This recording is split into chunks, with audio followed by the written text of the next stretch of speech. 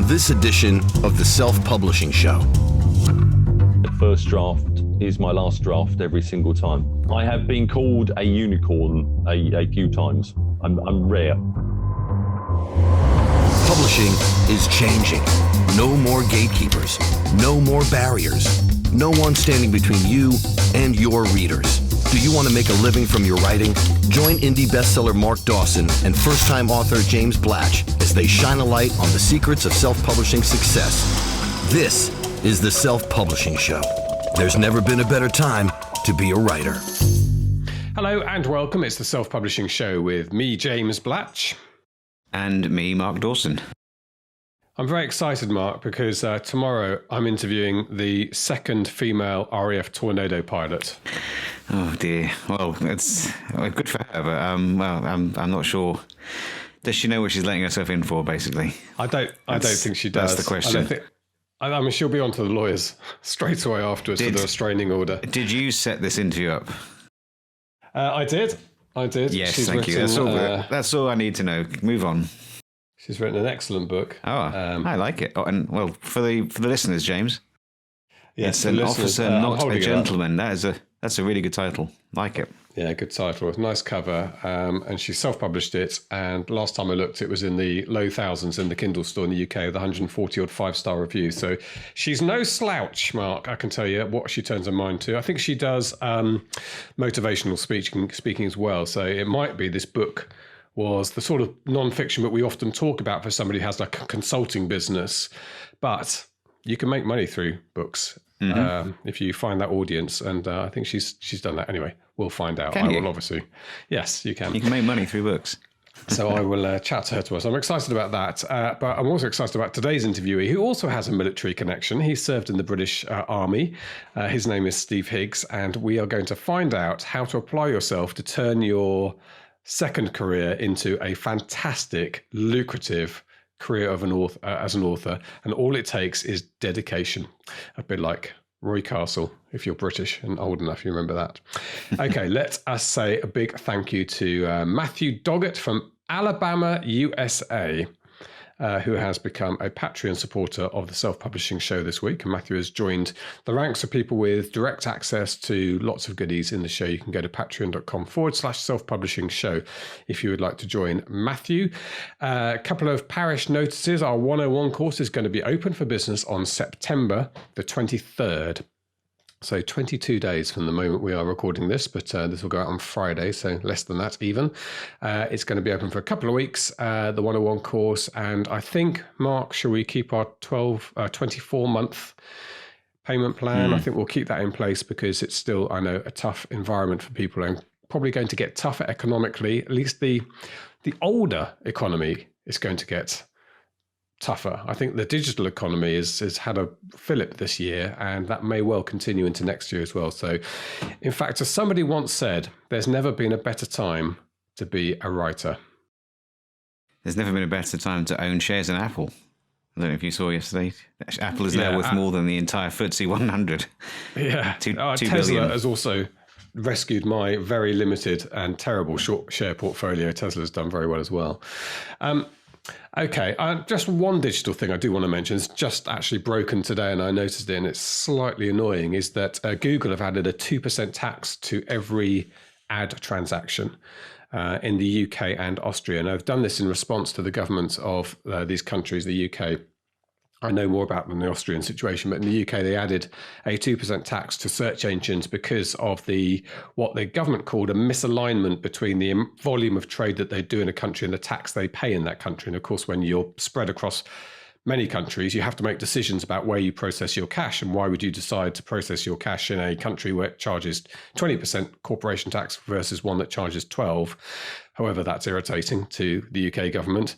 So they introduced this 2% tax, and promptly today, Google have emailed everybody who has an ads account with them saying they're adding 2% to every transaction, which is I think the point of that tax. It was for them to pay, not to pass on to business owners like ourselves. But it underlines our position really on Google AdWords and YouTube ads for authors doesn't really make financial sense, hasn't made financial sense since they changed some of the rules, particularly with YouTube ads. and makes even less sense now. It's going to be more expensive to advertise. So, yeah, another nail in that particular coffin as far as authors are concerned. If, on the other hand, Mark, you're selling JCBs, or do Americans have JCBs? My camera's gone weird again. Anyway, I'm in the dark. I don't know. Ignore that. They call large dig. I think I drove past a big JCB plant in Georgia once. But anyway, yeah, tipper trucks. They call them backhoes.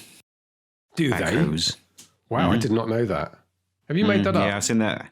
No, I saw it on kids' TV. My son likes something called, or used to like something called Blippy, and Blippy is, well, basically he's a gazillionaire, made lots of money off parents like me. But one of the things he did was to go on a tour or drive a backhoe around, and I wondered for a while what that was. But it's actually it's a JCB, a digger. A digger. This is basically a big yellow digger that you get on sites. Yeah. But if you're selling big things like that, I think AdWords and YouTube ads still works. Now, talking of children's books and diggers, Mark Dawson, the thriller writer, the murder mystery, police procedural, what would you describe your Atticus Finch as? Detective. Not Atticus Finch. Atticus something else. Priest. Detective. Yes, I call those detective stories, yes. You're now going to add another string to your bow.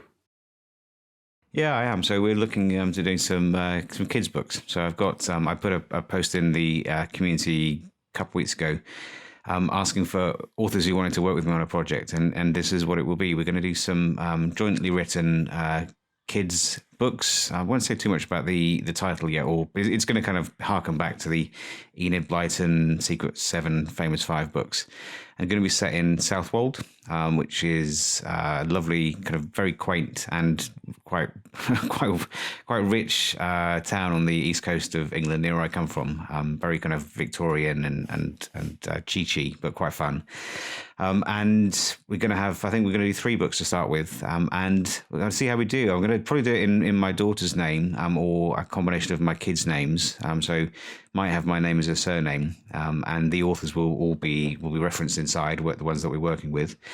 And looking to get 3 out, and probably going to be looking to do mostly in print. So it's going to be an interesting experiment. I'll definitely have to pick Karen Inglis's brains at some point, because she's done really well with her book, The Secret Lake, I think. And yeah, going to concentrate on getting those books into normal bookshops, indie bookshops. Good. Yeah, I'll have to call her Karen Ingalls, though. Ingalls, that's right, yes. And may look at offset printing rather than print on demand.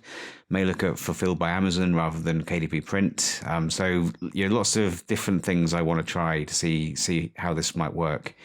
I think it could be fun. I don't think there are that many successful indies selling loads and loads in kids' books. Karen is certainly one of them. We know a few others.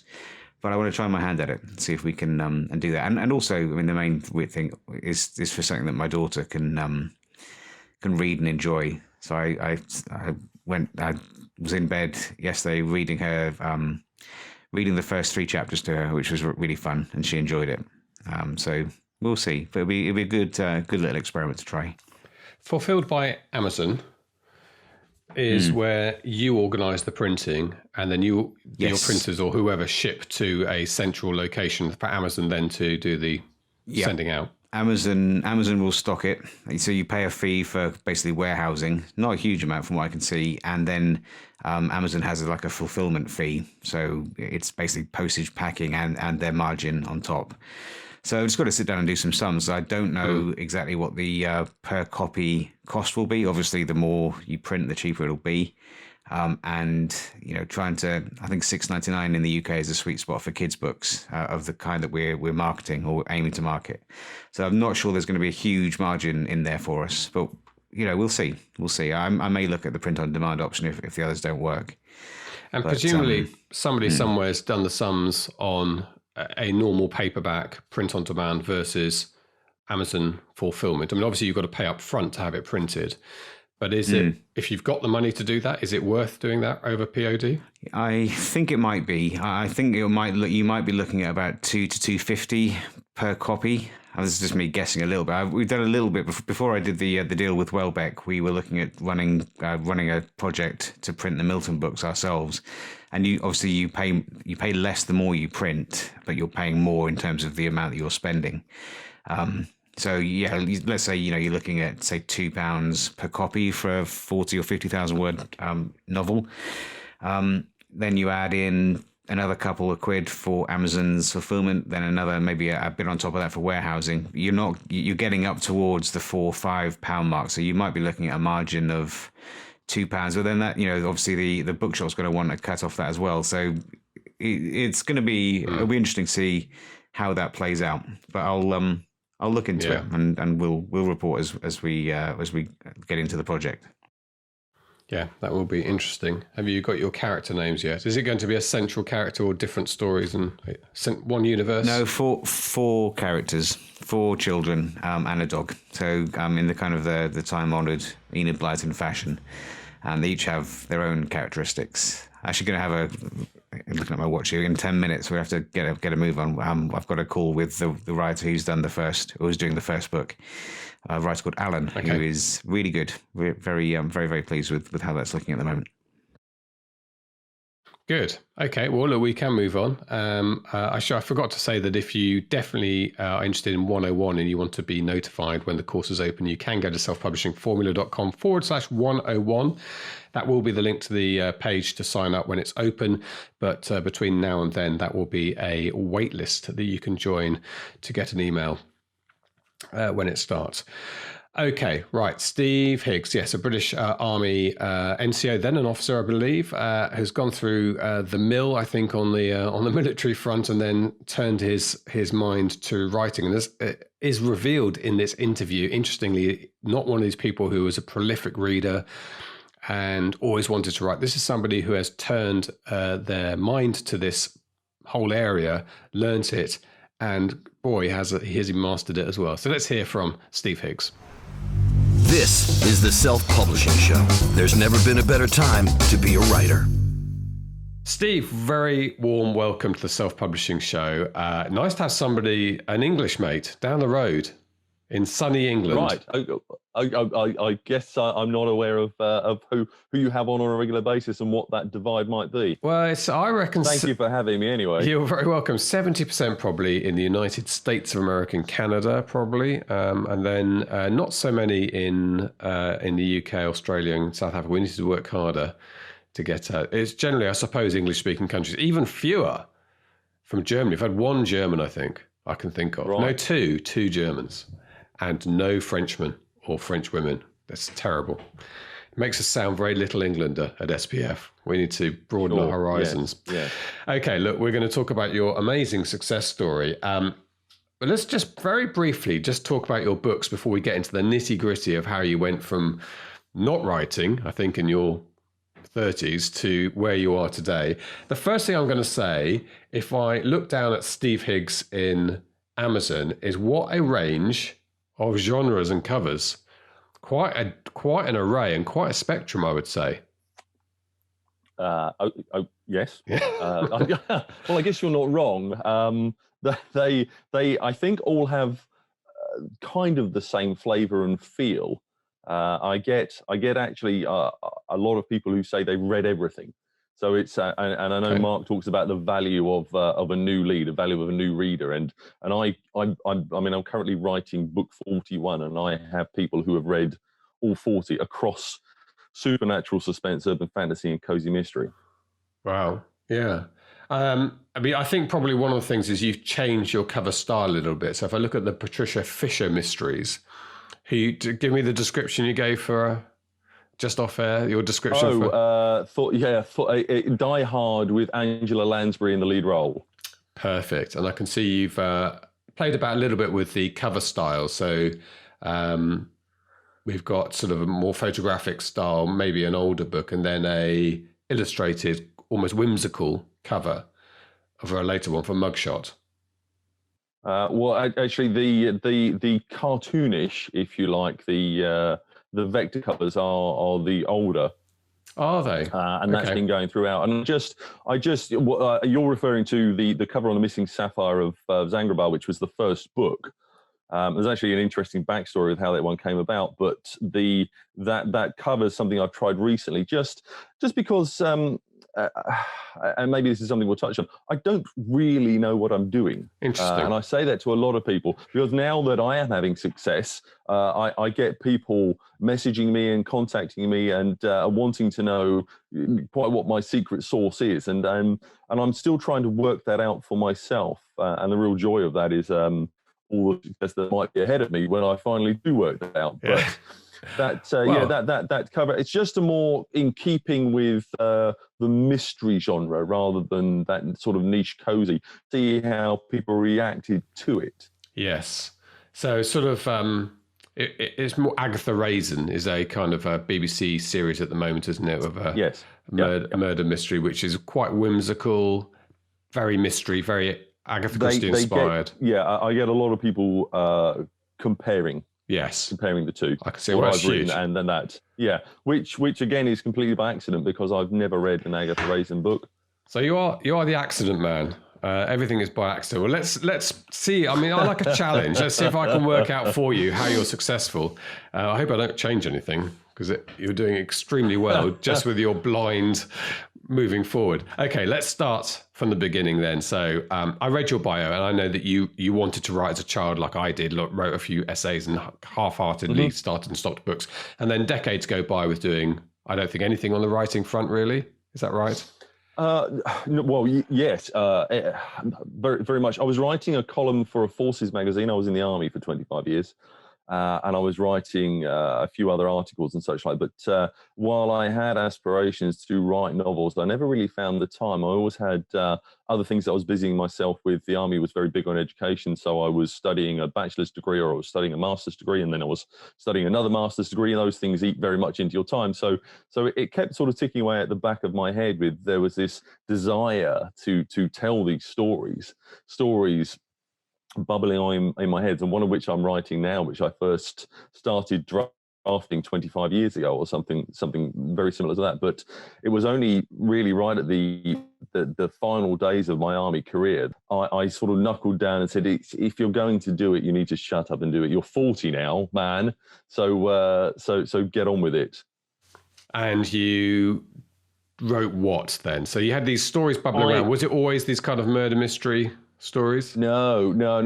I had a lot, and I still have a lot. And you can't see it from where you're sat, but all around me in my lovely little log cabin are sheafs of A4 paper with hastily scribbled pages of notes for another series and another series and another series. And one day I might get to develop some of them. I think possibly not all of them, because I seem to develop them faster than I can actually write them. But I've got an awful lot of different things. And the first thing I wrote was paranormal nonsense. And it came to me almost like an epiphany one day.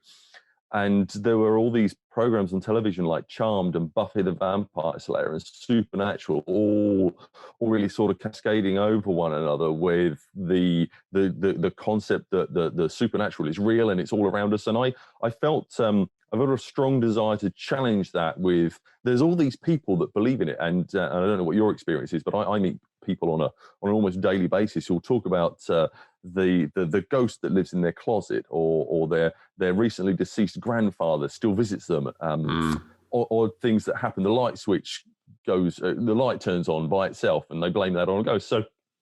So I wrote a character who would be employed by these people to debunk their mysteries, and so came to life that series.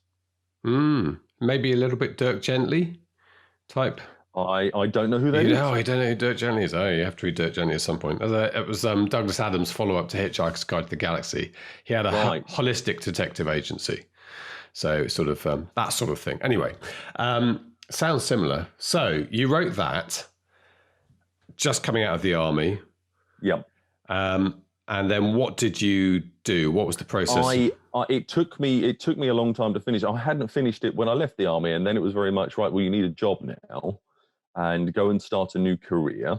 And so I was still sort of fiddling with the book, and I eventually finished it, but it took me 5 years. Okay. That's quick. Possibly, I don't know, but it took me it took me 5 years. That's how long it took. And then I because I simply had no idea what I was doing, I then wasted about another 2 years trying to get it published. Traditionally published. Traditionally published. I was doing all of the synopsis and reading books on how to write that in a particularly dynamic way that would get me hooked, and writing letters to agents. And in the end, I think it was the landlady in the public house that sits at the back of my garden, in a conversation one day, who suggested or questioned possibly why I didn't publish it myself. So then began this quest to actually do that. And the first copy of that went out on June the 17th of 2017. 2017. 2017. Yeah. Okay. And how did that sell? It didn't. It didn't at all. And again, I'm living in this vacuum. I don't know any other authors. I don't know how any of this is done. I hadn't found Facebook groups. It hadn't even occurred to me to look on Amazon for books on how to publish your book. So I found, I think more by stumbling across it than anything else, the KDP portal, and uploaded a copy of a book that was filled with errors, that was grammatically terrible, that was a little long-winded in places, didn't have particularly good flow, but it was there.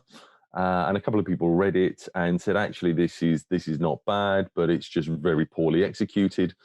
But in the meantime, I started writing what would be the follow-up to that book. And that took me 5 months, and that came out in the December. And suddenly I started to believe that actually there might be something in this, apart from the fact that I really enjoyed doing what I was doing. So I think it was 5 years for the first book, 5 months for the second book, and then 5 in the next 5 months. Wow. A book a month after that. That's incredible. Did you get another job, by the way? Yeah. I'm a qualified mechanical engineer. I've had several jobs. I quit my full-time job on the board of directors of a multi-million-pound mezzanine manufacturing company last September. Wow! So you were earning you had a decent salary in the industry. In that industry. Yeah, absolutely. Yeah, I had what many would consider to be a pretty decent salary, but I was very much wanting to not do it. Yes. Yeah. Well, yeah. Fair enough. In fact, I hated the job with the passion. Okay. And it got to a head when I couldn't decide whether to put a tuna sandwich in my lunchbox or an axe. And at that point, I decided it was time probably to go. And your colleagues who are surviving to this day are grateful for that decision. That you didn't go postal on them. Okay. Full berserk. Yeah. So let's talk about the commercial journey. Then I want to talk a bit about the writing, because you've just hinted at that 5 years, 5 months, Absolutely. and then book a month. That's a really interesting area for me, and I think we can learn from. But we should underline, without too many spoilers in this little journey, that you are incredibly successful selling books today. So at what point did you start selling them?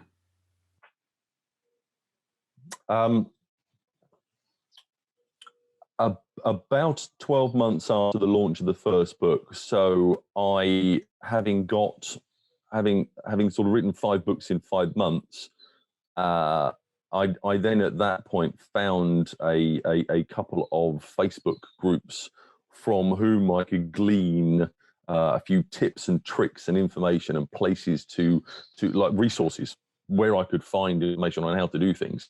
And having done that, I was then able to start trying to advertise, trying to learn the marketing element of putting my books out there with Facebook and Amazon.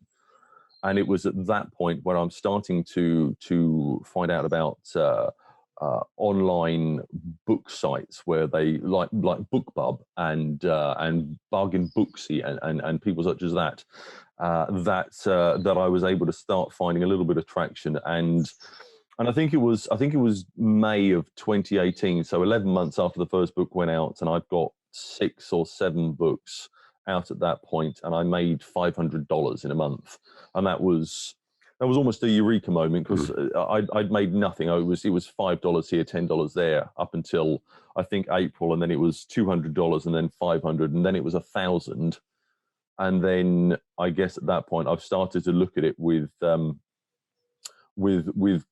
the success stories I was reading other places with authors who had gone before me, and thinking, well, there's no reason why you cannot do the same thing. And those books you had at that point after the 11 months, was that one series? That was absolutely. That was all Blue Moon, and it was just about at that point that I started to think about what else I might write. Okay. So that is helpful, I think, at the beginning when you've got one series. So your marketing, your blurbs, your covers, and so on. Absolutely. All sort of branded around. Pushing book one with a view to there's read through and such like to come. Yeah, all the stuff you were learning from these various groups. I hope SPF was in the mix of those groups in those early days. And I'll be honest and say it wasn't. I was aware, and I couldn't tell you at what point I became aware of SPF, but I guess it was one of those names that was bandied about. It took me a while to discover them, and then a little bit longer to decide that it was something that I really needed. But it's that you're operating in a void of information, and there's lots of information. There's lots of stones to look under. Yes. So it's trying to be educated enough to know which of those stones you should invest your money in. And that was I think what held me back for some time, because there's a lot of free to do first. Yeah. And I think that actually holding off a little while helped me in many ways, because by the time I got to SPF, I understood the language enough to learn. Yes. This is a discussion we had the other day, actually, with the self-publishing podcast guys. Of course, they're now Sterling and Stone. That there is a culture of language and discussion that you can't learn overnight. You have to sort of be absorbed in it for a while before it seeps in and then becomes your language. And that's the point at which I think you can then start being a bit more advanced in this world. I think that's a really good point. Sure. Okay. That's just my experience. Yeah. No, I think it's a good point. Okay. So you made your first 500, then 1,000, and then did it just keep going up? And at the same time, I guess you're still writing and producing at quite a rate. Well, I was still in full-time employment. So this is 2018. I'm still in full-time employment, and I'm working a solid 70 plus hours most weeks in that job, in that environment. I've got a young child who's just turned up. Right. And that draws on my time. Well, I've got another one now. That drew on my time, and it was very much I took the stance, and I think having spent a long time in the army, and knowing what my physical limits were, helped enormously, because I simply stopped sleeping for about 2 years. And so I would get up at 5 a.m. and write for 2 hours before cycling to work. I would get home at 6 or 7 o'clock in the evening. And when my wife retired at 10 o'clock, I would write until gone midnight. Wow. Because I needed the hours on the keyboard to get the words down. And so it was a continuous cycle of belief in myself and sacrifice to push myself through the barriers to get the next book done, and learning all the while with the marketing and other elements. But it was a difficult road, and it was a long time before I saw much more money. So I think I sort of shot up to a couple of $1,000, but then stalled for 7 or 8 months, not really getting anywhere, almost as if I'd created a blockage somewhere in that first series where people were not reading past it. I also think it was a lack of knowledge of marketing, and so as I'm trying to study, I'm learning as I go, but I'm also wasting money. Although I say wasting money, I've always looked at it as investing money, much like Edison and his light bulb, in working out what not to do. Yes. So I was trying to learn all the time with, yes, I'm spending money, but I'm learning. I'm constantly on Facebook. I'm constantly on Amazon. I'm getting better at it. And the results aren't improving yet, but I had confidence that it would be. And I wasn't spending money I didn't have at any point. I was only investing either money I could afford to invest, or money that I'd received from the previous month. So I'm 2,000 in, and I'm putting basically most of that back out to try and overcome all these knowledge barriers. Yeah. Do you think your time in the armed forces gave you that discipline that you needed to apply yourself? Yeah, absolutely. Yeah, no doubt. And that doesn't mean that a person who hasn't been in the army cannot have the same discipline, but that's where mine came from. I haven't watched television. I still haven't watched television in about 3 years. I don't read books. I go through a cycle of I'm writing, or I'm or I'm working, or I'm in the gym, and there isn't an awful lot else other than play with the children, kiss my wife. Yes. Okay, I won't dwell on that last one. The children is a big factor in most people's lives. People talk about your life being turned upside down, and suddenly your priorities change. And I do wonder if that sort of ability in the army to spend every day thinking, how do we adapt? How do we change? How do we manage? How are we going to be good in changing circumstances? Is a really good, really good training for having children and that sudden disruption, but really good for changing careers and applying yourself. Well, yes, there's no room for sympathy for oneself. No, that's a big thing. Yes, you've been shot. Now get on with it. Yes. Thank you, sir. Yeah, it's like the Monty Python sketch, and they're all missing their arms and stuff. It's just a flesh wound. Okay, yes. Good. So you carry on writing. Was it still Blue Moon? Have you changed series at this point? No. It was. Let's see. I put the first Patricia Fisher mystery out in, I believe, and now I'm doing this from memory, May of 2019. But I started writing them at the end of 2018. I had a concept of the series. I wanted to keep pushing out the Blue Moon books because they were doing okay. There was a steady income from them, but I'd learned enough that there's these release strategies, and a lot of people talk about having this ability to fast release. So I'd stacked 4 books. As those 4 are coming out one a month, I've then got books 5 and 6 being written while I'm still trying to write the Blue Moons. So it was just trying to cram in more books. So I was able to very slowly capture a small corner of the cozy mystery market. I didn't even know what cozy mystery was. That's a funny thing. And I only found out when I'd written the Blue Moons and people were calling it cozy mystery. I'd never heard the term before. And that's how green I was in this industry. And you say captured a small part of it. So I'm assuming at this point your sales did start accelerating. Yeah. So that was May. The first book came out in May of 2019. So second book in June, and in July, suddenly I'm making over $5,000. And at $5,000, I'm thinking, this is actually, this is almost a lifestyle wage. It's great as a little top up on what I'm earning for holidays and such like, but understanding that I'm really very much 1 foot on the rung of the bottom of a very tall ladder, and nothing stopping me from climbing it but my own desire and ambition. I'm looking at $5,000 thinking, well, actually, I can multiply that. I need more books and I need to be better at what I do, but I can multiply that. So that was July. I quit my job in September, although I'd actually walked away from it in August. And by January of this year, it was accelerating fast. Right. I think because my head was not distracted by a full-time job that was eating up 70-ish hours a week. Yeah, and making untold diabolical demands upon me. Yeah. So where are you now in terms of income? I've been on the 40,000 mark for, this will be the 4th month in a row.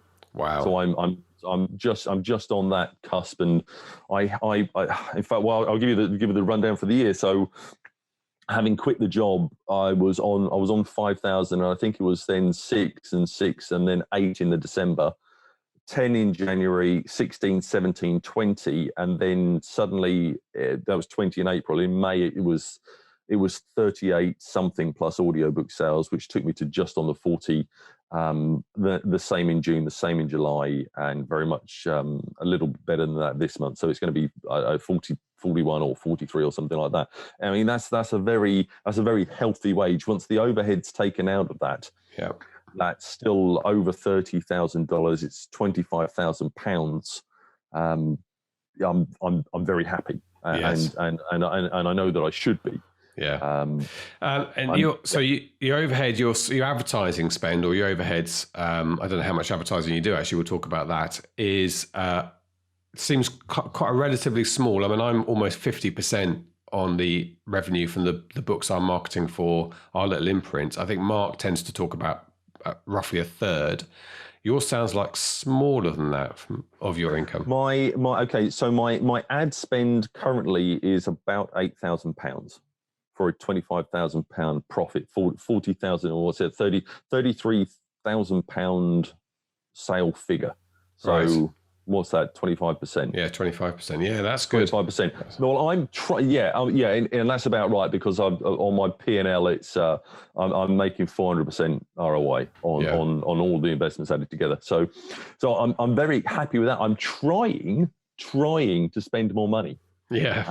I'm very much. I mean, keenly. How can I spend more? Please let me. Yeah. So I guess you're talking about Amazon ads here, which is the one where both things. I don't know who else this happens to, but I will run Facebook ads that they just don't spend.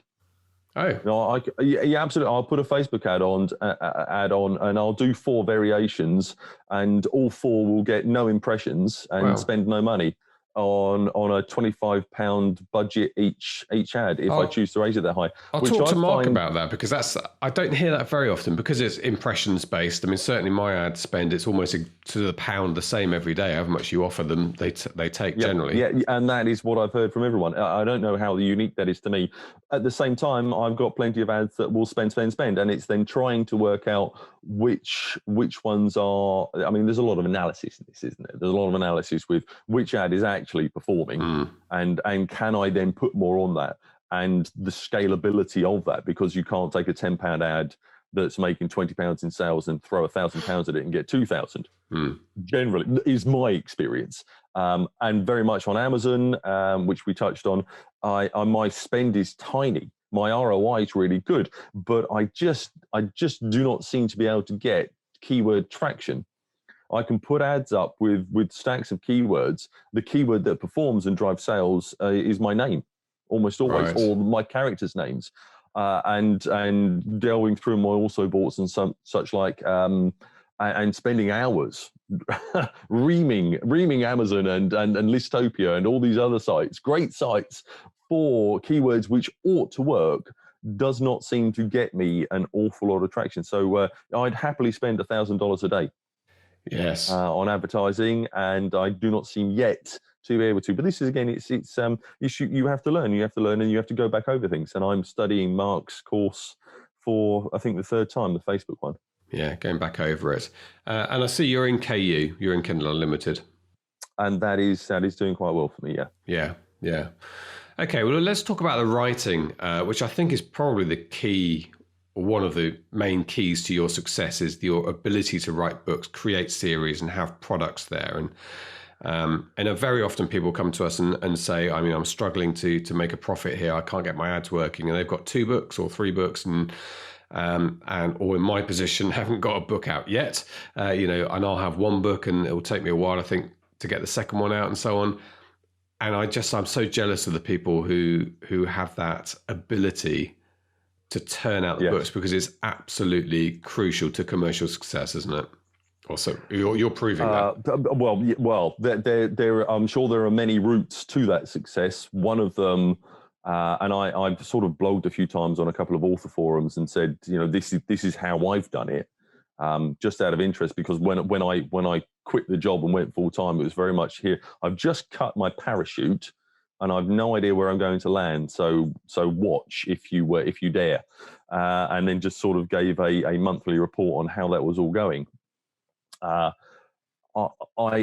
talk about grind and quantity a lot, because the grind is me sacrificing everything else in my life that I might want to do.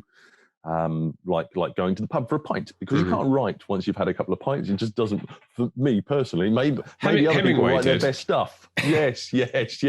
Down in the Florida Keys, I believe, drunk half the time. But I certainly cannot. So I don't do a lot of things that I otherwise might, because I'm in that cycle of grind. Yeah. And I'll take my foot off the pedal at some point. So there's a lot of grind to get the words out, to get the books done, which requires hours, and that leads directly into quantity, because I've said to a number of people, it's very difficult for you to be successful with one book or two books, because there's very little for you to push.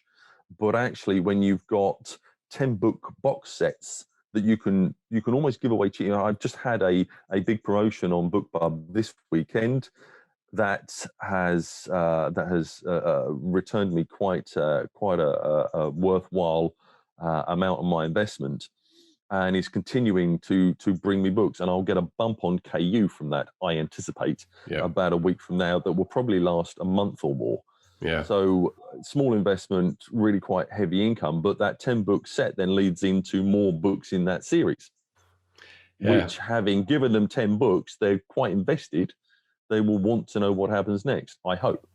And out of interest, was that an international deal with BookBub, or it was actually, yeah. The US ones are hard to come by, but when you're in KU, I think they're quite difficult to come by. Yeah. Yeah, I've had a couple of US deals, and they are almost a license to print money. Yeah, no, I've got. I think I mentioned it to Mark actually on the podcast last week. I've got a screen grab of BookBub international deal, and there's this bumbling along. There's the spike for the deal, and then you see KU going up like that afterwards in the days that follow, which is great. And as you say, lasts at least a month, and gives you just that little bump of readers and stuff that actually trickles on for quite a long time and builds. It gives you something else to build on. That's my third BookBub in 4 months. Great. Which I believe is relatively hard to replicate. Yes. Yeah. Well, I don't know. A lot of people talk about apply, and I certainly did for probably 2 years before I had my first one. But ever since then, I've done reasonably well. But I've never had a single title pushed by them. Only the big box sets where I can show real value, I think, for their readers. Yeah. Okay, let's talk about books a bit more. So I'm looking at your latest books. In fact, the last couple of Patricia Fisher mysteries I clicked on are both pre-orders. You've got a couple coming out in the future. They look, your readers predominantly female? Predominantly octogenarian American female. Right. So you can narrow it down to that. Yeah. Trying to identify that avatar reader. So you push to them. Yeah, my Facebook ads are, I don't advertise to anybody under 50. Okay. For that series. The main character is a 53-year-old divorcee. She, I wrote that very I say I wrote that very specifically. I didn't. I soon after I started writing, recognized that I had a very specific audience for that, more by accident. Again, it's that I write what occurs to my brain to write without really considering what commercially might come afterwards. I'm I'm learning to think a little bit more about things before I do them, but yeah, I'm not writing to market. I'm not doing that. And that's probably not very clever. Well, you've done a lot right, Steve, and there's obviously a natural storyteller in you. And I think I'm slightly curious that an ex-army British bloke comes out and wants to write. And I look at that cover and I was surprised. I don't know why. Right. It's because we live in a world of cliches and stereotyping. And I expected you to be sci-fi or, but this looks like military. Yeah, military something. Chris Ryan. Yeah, sort of a Neanderthal stuff that I like. But no, but this looks. I mean, obviously, I love murder mysteries as well. And this looks. I would have said at a guess would have been written by a woman as well, which again is probably belying cliches. But 100% exactly in the market for those readers who get through a book a day, or there's those whale readers as we call them, and there's a lot of them out there, so particularly in America, who devour. And I'm sure you get emails from people hammering on your door saying, when's the next one, constantly. I'm trying to feed, and this is one of the reasons I'm writing so fast, is I'm trying to feed 4 series a month. Wow. And so, I cannot, but I'm trying to feed 4 different series a month. You still worked out where your limitations are. Well, I do actually have to sleep and eat. Yes. Well, perhaps if you didn't kiss your wife so much. Give me some time it's back. Once a day. Once a day. Oh, it's once a day. Okay. Yeah. I keep trying to get into the writing, and we keep getting drawn back to kind of the productivity and so on. So let's talk about the writing. So you sat down there, presumably with no formal writing training, although you may have been on some army sort of. No, I think we can just say no formal writing training. I've never read a craft book. I did creative writing at school, and that's pretty much where it ended at 16. And you sat down and you wrote your first book. As you say, when you self-published it, you hadn't had it edited, I don't think. You said it had typos and stuff. No, I still haven't had any of my books edited. I do it myself. Wow. I've taught myself that skill. Wow. I don't have a developmental editor. I have a proofreading team of ARCs, but my first draft is my last draft every single time. Wow. That's amazing. I have been called a unicorn a few times. Yes, rare. I'm rare. Yes. In this industry, it would seem, but it's working. Yeah, it really is. Did you say you've dropped reading, or you're not reading because of time? Yep. Which is one of those lines that goes around. You can't be a good writer without being a prolific reader. Yes. But did you read a lot before you started writing when in your army days? I'm going to say yes, but I guess it depends on one's baseline for what a lot might be. I certainly have read, but nowhere near as much as many people. And have I read a lot of urban fantasy, though I'm writing urban fantasy? The answer is no. I've read some. Have I read cozy mystery because I'm writing cozy mystery? Never. You've never read cozy mystery? Never read a cozy mystery in my life. And yet you're a significant name now in the world of cozy mystery writing.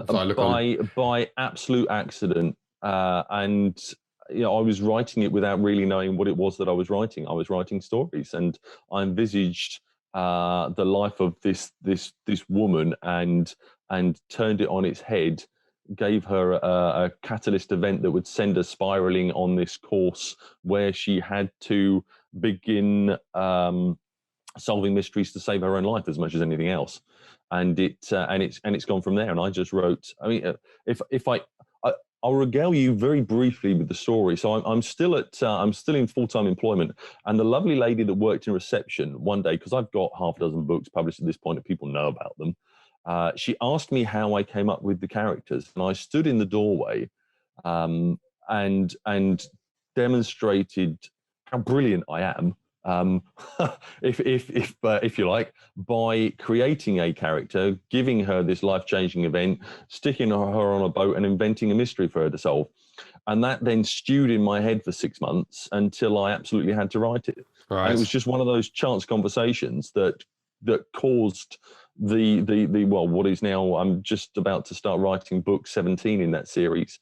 I can reliably put a book on pre-order and expect 1,000 sales before it's launched. I don't really know. I don't really know how I've done that. Only that I write what I think people would like to read. And that's 17 Patricia Fisher novels, is it? I'm just about the Mugshot, which you've seen there, which is on pre-order. I haven't written a single word yet. Oh, okay. But you're confident you'll sit down and get that done. Well, yeah, absolutely. Yeah, I think you said there's 4 books there on pre-order. 3 of them I haven't started writing. Okay. So when you write, what's your routine now that you're not encumbered with this 9-to-5 job? Or even more than that? I roll out of bed at about 0500. I write for a couple of hours. My eldest child, who is just about to turn 5, rolls out of bed, much like an elephant exploding into the room.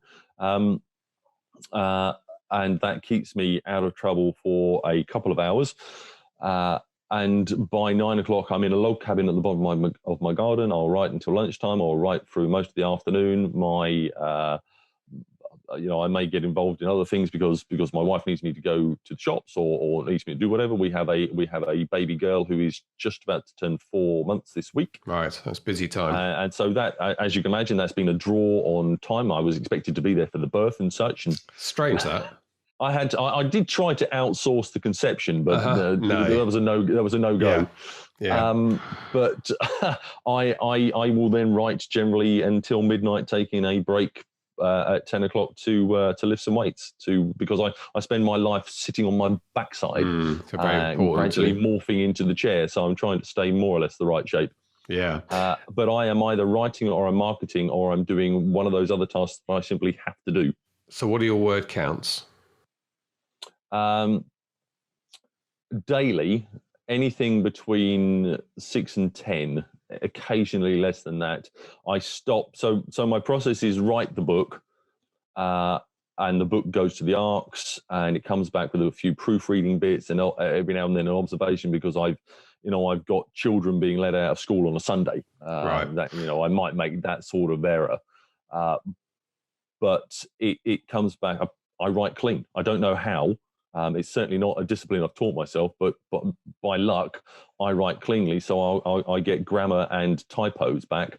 I will spend half a day correcting those, read through the book once more. So that process is a good day. And that's it finished. Then it goes to KDP and is published on whatever day I've chosen to publish it on. So that's the process for the book. And I will sit down and write between 6 and 10,000, probably five or 6 days a week.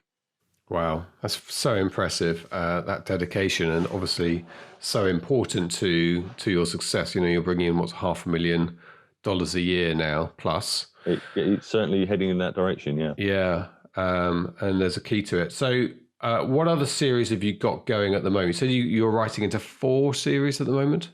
So yeah, I really wanted to expand my urban fantasy thing, because if I were picking up a book to read, it would probably be urban fantasy. I say I don't read. I've got the current Harry Dresden book by Jim Butcher, which is a big bestseller, and I've managed 4 chapters in, I think, 3 weeks. But I am enjoying it. But I wanted to do more with that, and I had a lot of ideas. So I started writing, and again I stacked the stories and put 6 books out, one every 2 weeks, just to see how that would work. And that's called The Realm of False Gods. I'll say it's not selling very well. I need to sort of take it apart and see why that is, because it's got great reviews. It appears to be much loved by those who do read it. So I think really the issue here is in my marketing. It's either in the covers, which I think are on point for the genre, or in the blurb, which again I actually got help from an industry. A big industry name to get the first couple of book blurbs right, and have to trust that they probably are more or less right. But in general, it's not selling. And I say it's not selling; it's still selling better than the Blue Moon series did in the first 2 years. But it's not selling in any way near the numbers that my other series are selling now. And the remaining one that we haven't talked about is a series called Albert Smith's Culinary Capers. Yeah, I was just looking at that again. Well, and here's the thing about writing to market. So I wanted to write another cozy mystery series, because the cozy mystery series I had was becoming quite mature, and I believed that readers would be keen to see something else. And I'd sort of established a presence in the cozy mystery genre. I've regularly got books in the top 50 in Amazon.com in those sort of cozy categories. So I wanted to put something else out there, and looked at what else I had. And this story of a man and a dog was something that came from reading a copy of National Geographic something like 25 years ago, and it just stuck in my head. And so I wanted to develop that into a series of mystery stories, loosely based on what I'd read with this chap and his dog. But then took a pause and looked at the culinary cozy mystery market, and Saturn wrote out the tropes. I looked at a number of books. I read extracts of books, because you can generally download the first sort of 5% or whatever. And what I needed to write in order to be writing to market was a young middle-aged woman, recently divorced or widowed, moving town to somewhere new and opening a cake shop, and there's a few other bits on top of that. So I didn't do that. I picked a 78-year-old retired detective superintendent who'd been widowed for 12 months and couldn't cook, and decided he was going to take a tour of the UK while sampling and learning how to cook some of his favourite dishes, like Melton Mowbray pork pie and Bakewell tart and such. So in each new venue, he uncovers a mystery, and they're funny. I think that's the underlying thing that's selling them. The dog in it, who appears quite magnificently on the cover, yes, is called Rex Harrison. Oh, brilliant! He's a former police dog, and the only dog in the history of the Metropolitan Police to be fired for having a bad attitude. Brilliant. And he just provides a lot of fun by he's able to solve the case by sort of page 50 because he can smell the clues and despairs at the human's inability to use their most powerful sense. So when we read the book, are we in the dog's mind and the human's mind, but the human doesn't know what the dog's thinking? This is the human tries to translate what the dog is thinking because the dog is trying desperately to get his message across. Apparently, it's third omniscient. Okay. I didn't know what that was until I wrote a short for a charity anthology recently. I was invited to by an author friend, I guess. I've only met a very few authors, but I was invited to write for this. And she remarked on how well I'd written Third Omniscient. And I had to then ask her what on earth that was. Now, that person, that lady, is a writer who's been a writer her entire life and has written screenplays and film scripts and been in sort of that Hollywood environment. She's a proper writer. So Third Omniscient, I didn't know what it was. Yeah, there you go. But you're good at it. But I'm in the head of multiple characters. Apparently, that's what it is. You're in the head of multiple characters, viewing things from their perspective. Yeah. And so the dog gets a voice, and the old man gets a voice, and the bad guy, laughing vaudevillian style, gets a voice too. But they are outselling anything I've written by quite a margin. Wow. And is that the cover? Is that just that I'm getting better at writing? Is that I don't know what that is, but so there's 3 books out there. The Realm of False Gods, which have been out probably 6 or 7 months now, I've made about $10,000 off of that. Those 3 books have made $10,000 in a number of weeks. Yeah, that's amazing. And I noticed in one of them you've been to Stilton, which is just a couple of miles away from where I am now. Right. Yeah. Well. Yeah. Like I say, he's on a tour of the British Isles. He has enormous fun in Stilton, where all the cheese gets stolen. Excellent. Good. I almost don't know what to say. You're an outlier, I think, in so many areas here. Yeah. Not reading books is not doing anything right, and I don't plot. And you don't plot. Honestly, I had a wonderful conversation with a developmental editor who's an author now, but he's sort of done, that's his background, about a number of things. He and I write urban fantasy that's quite close to each other. I guess he's followed me, but we were having a conversation much like you and I now are over the airwaves, and he asked me about my plotting process, and I don't even have a piece of A4. The concepts are in my head, and apparently it's really unusual, but I generally don't know who the killer is when I'm halfway through the book.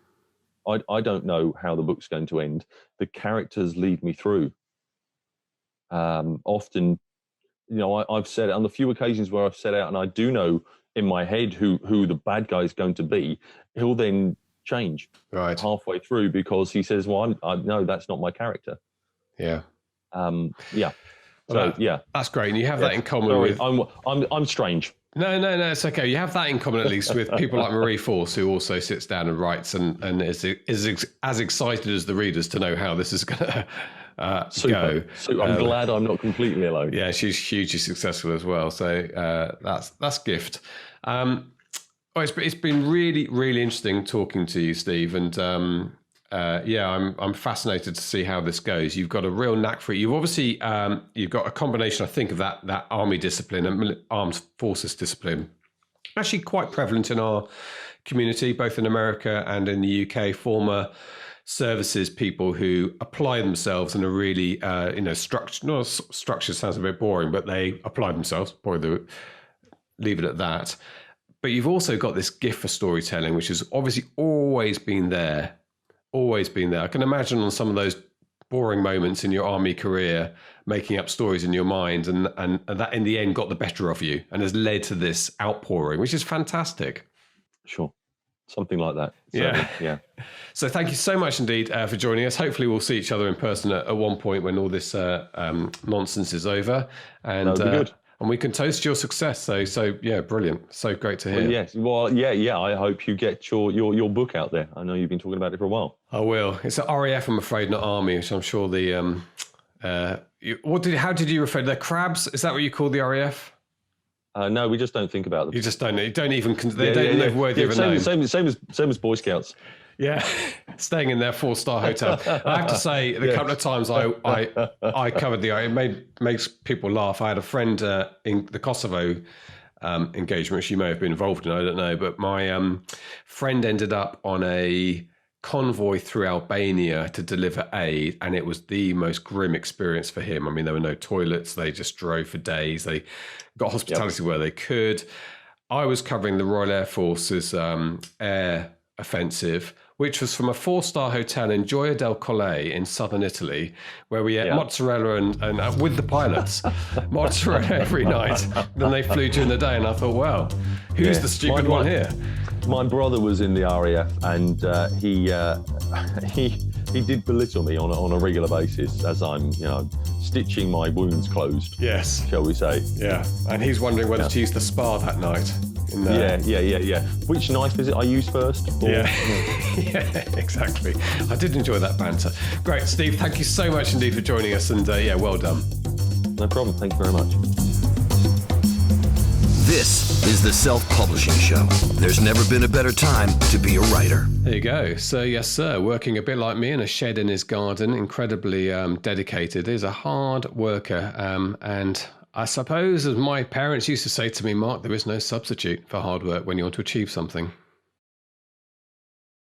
No, and we've said it before. The thing, you've interviewed lots of people now, and we've taught thousands of people, and the thing that you see in the most successful authors, I think, is, let's assume a decent level of writing ability, but the thing that separates those who can write separates those people into those who are going to be successful tends to be just a determination, hard work, not giving up at setbacks, just pushing on and working through each problem as it arises. And Steve's clearly got that background from his army days and is deploying it, pun intended, in his new career now and doing really well. So, good for him. Yeah, fantastic. Good. Okay, well, we have lots of interviews coming onto the podcast in the next few weeks. I've been very busy. I've got 2 more to do this evening, actually. We're going to be talking about how to work with a coach, a book coach, or a development editor at that first draft stage, among other things.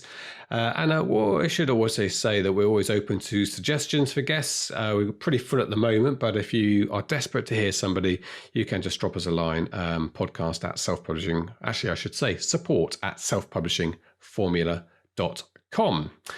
Right. I needed my beauty sleep after those interviews tonight. If I'm going to look at my best for Mandy Hickson tomorrow, she's quaking. If she's been listening in advance to these podcasts, she's now going to be nervous. And with reason.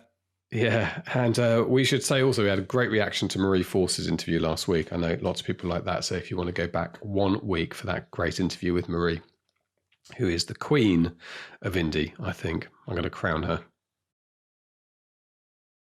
Even though she's an insurgent American. She's certainly, she's the Mrs. Simpson. She's Mrs. Simpson. Yes, Wallace Simpson, not Marge. Okay, great. Thank you very much indeed. All that remains for me to say is that it's a goodbye from him. And it's a goodbye from me. Goodbye. Goodbye. Get show notes, the podcast archive, and free resources to boost your writing career at selfpublishingshow.com. Join our thriving Facebook group at selfpublishingshow.com/Facebook. Support the show at patreon.com/self-publishing show. And join us next week for more help and inspiration so that you can make your mark as a successful indie author. Publishing is changing, so get your words into the world and join the revolution with the Self-Publishing Show.